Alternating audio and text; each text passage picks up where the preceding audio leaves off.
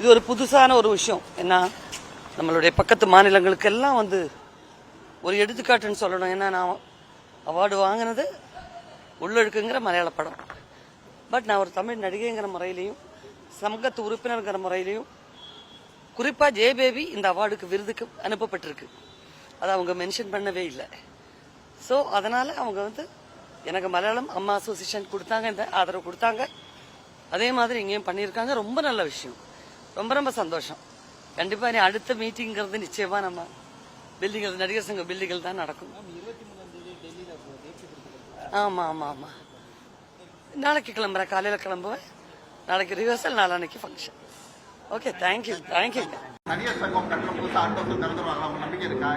கண்டிப்பா திறந்துருவாங்க. எவ்வளவு பெரிய விஷயம் பண்ணிட்டு இருக்காங்க உள்ள, பெரிய கட்டிடம் அது சாதாரண விஷயம் இல்லை.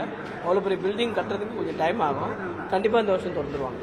ஒவ்வொரு பொதுக்குழுக்கும் முன்னணி நடிகர்கள் யாருமே வராமல் போயிடுறாங்க, மற்றவங்க தான் வராங்க. ஆனால் அதெல்லாம் நம்ம சொல்ல முடியுமாண்ணா? அதெல்லாம் நமக்கு நாம இப்போ புதுசாக வந்திருக்கோம். வடிவேல் பேசுகிற கருத்தை எப்படி பார்க்குறீங்க சார்? அவர் பேசுனது ஒரு விமர்சனம் பண்ற பேர்ல 10 பேர் தமிழ் சினிமா அழிச்சிட்டு இருக்காங்க. ஆனால் அதெல்லாம் நம்ம சொல்லக்கூடாதுண்ணா. அவர் பெரிய ஒரு பேர், கண்டிப்பாக எவ்வளோ பெரிய ஆள் அவருக்கு. உங்களுடைய பார்வையில் நீங்கள் அதை எப்படி பார்க்கணும்? நான் ஏன்னா அதெல்லாம் பார்க்கணும்? நான் எதுக்கு அதெல்லாம் பார்க்கணும்? சினிமாவில் எல்லாமே வரும் போகணும். அதெல்லாம் கடந்து தான் நம்ம போயிடுவோம். நம்ம